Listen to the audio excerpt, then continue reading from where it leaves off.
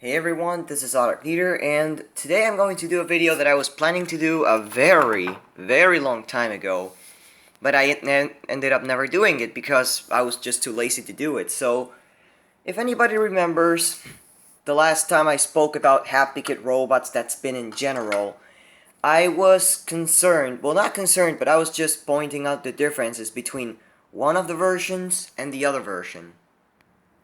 And we were talking about the 90s version in comparison with the early 90s version with we're comparing it with the late 90s version and the other newer versions.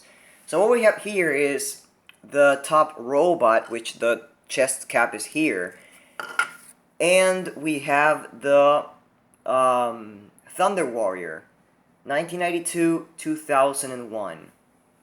As I said before, these are practically the same, so if I put the chest armor there, look how well it fits, and if I put the chest armor there,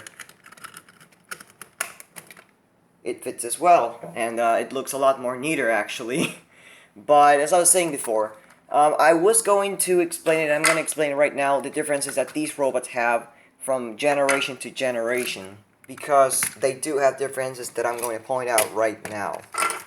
First of all, yeah, the newer ones, most of them have try me buttons in the chest, which is not a really big deal. It's just a different assembly that it's just a little piece, an extra piece, and the hole there and the button pad there. Well, this one, he does, if you guys can notice, he actually does have the little pattern for the try me button hole, but you know, old robots never get to that. So here's both mechanisms. We have this, which is, again, all of these two are fully original. I've replaced the wires, but they're 100% original. So, what's this? You guys might be asking yourselves. Well, let's just put it this way. This is the gearbox of the Thunder Warrior, okay? It has a try me button, which is none of a big deal, but it also has this. Okay, and yeah, this is actually pulling. There's this little piece right there. Hold on, I'm gonna turn the lighting on. Oh yeah, much better. There's this little piece right here, that little knob piece that the older versions don't actually have, okay? The older versions do not have that piece, okay? See, they don't have it. The reason is simple. With the other ones, everything is just resumed in the main gearbox they have, okay? Because this piece attaches to the relay itself. Let me explain a bit better. You see that relay? When I move the arms up, the relay gets triggered, okay? Well, as I've said before, in this one, that piece actually does not have any influence. The reason it's different, it's made differently, okay? Because in the other version, in the older ones, it has a slot that goes especially for the relay, okay? It has like a small slot and some extra plastic that holds up to the upper piece of the relay. In this one, there's no slot at all. There's no piece that holds the relay in place. So if you raise the arms up while this one's working, or even right now, there will be no sound coming out. The reason is simple. You guys remember that knob piece that I spoke about, which is right here? Well, it touches the bottom part of the relay. Okay, so what I'm talking about is the bottom part of the relay is the one that gets moved in this one. Well, in the older ones, the top part is the one that gets moved for the relay to be activated. After that, there's not really much of a difference on them, more than the mechanics are actually a bit more better sculpted in this one. See what I mean? Only the bottom piece gets moved, because when this goes up, it touches the bottom, so it makes the whole robot to start like making sound and lights. Now, talking about mechanics, there's not really much of a difference, but there's something I need to point out, and it's that in the newer ones, they have a lot better structure right here, okay? This is stronger. This is not even marked here, believe it or not, this is not even marked. In the back of the robot, Ignore that. That actually, this is a piece that I added by myself because the robot was not working fine. There's this huge piece right there. Don't know if you guys see it. I'm gonna point it out with a... What the fuck? Yeah, you know, this thing pisses me off from time to time. I'm gonna point it out with my tiny screwdriver. There's this little piece right there. Right there that holds this entire top gear. How can I explain? This is this cylinder gear. It's a lot better sculpted, okay? In these older ones, the piece is actually a straight 90 degrees, very thin plastic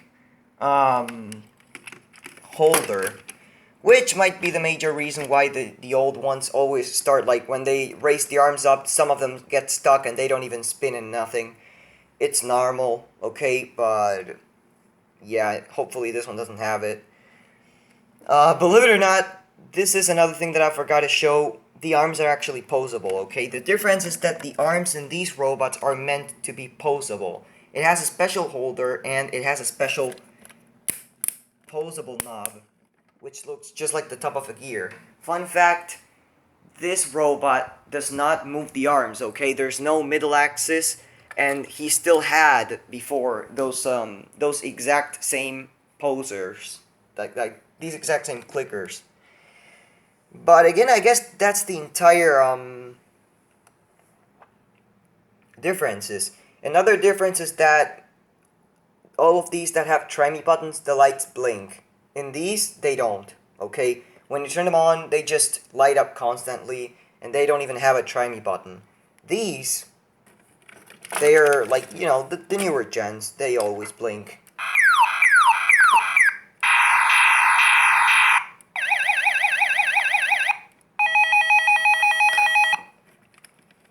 So yeah, that's pretty much the entire difference about them. We see a better construction in the newer one, but believe it or not, the old one is always the old one, and it's better. No matter what the new one looks like. This one, because of the way it has to walk, it actually moves a lot more smoother. The lights stay lit, which is really good for me. I don't like them to blink that much in these type of robots. And in this particular robot, I've seen the motor, and this one is not the good brand that this one is. This one's a Mabuchi, okay? Now you guys are gonna be like, what the fuck is a Mabuchi? Mabuchi motors are a series of motors that have been made through the years, and basically really good quality robots actually have them. Let me give an example. The tin robot inside here, it's one of those tin robots that walks and opens the chest. They have Mabuchi motor. That's right, they have a freaking Mabuchi motor. Robot Fighter does have Mabuchi motor as well inside. He has the exact same motor. That's what I got lucky with. The top robot and the Robot Fighter have the exact same circuitry, the exact same mechanics, everything's the same, even the board. Although in this one the board is a bit higher pitch, but I don't really care about that. I mean, it's better if it's higher pitch because it makes a difference on the others. But yeah, so this is pretty much the entire differences on the old and the new generation of the well-known Hap-p-kid 360 degrees rotators that we know. Okay, we got, again, the top robot and all of the vintage robots that look just like this one are very well made, and I really like them. But I guess that at one point somebody should try getting a new one and replacing certain parts that are better made so these don't have a problem in a bunch of years. However, these robots hardly have any problems, believe it or not. They are already very well made. To the point that this one, when I got it, he was not working. I tap on it a couple times, he starts walking and spinning, and I'm like, wow. The things just started moving out of nowhere by itself, which is just great. The motor got unstuck and the thing was just working greatly. It's either that or that my cousin was a really, really good, like, he really used to take care of these things. That's why most of the toys that I own right now are fully functional again. They haven't been, you know, mistreated or anything, which is great. So yeah, once again, that's the entire difference bunch on these robots that walk and spin. It's not really that much, but it's really interesting to see how well they actually have became through the years.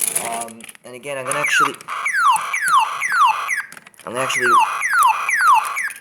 actually reassemble this right here because I don't want to go ahead and just reassemble it after the video.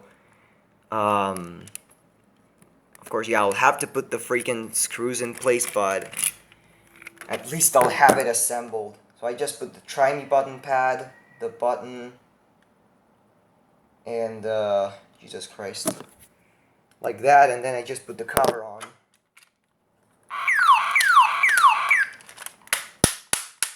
Here's the funny thing, why the hell is it constantly sounding? I don't do anything to it and it just sounds. It's weird.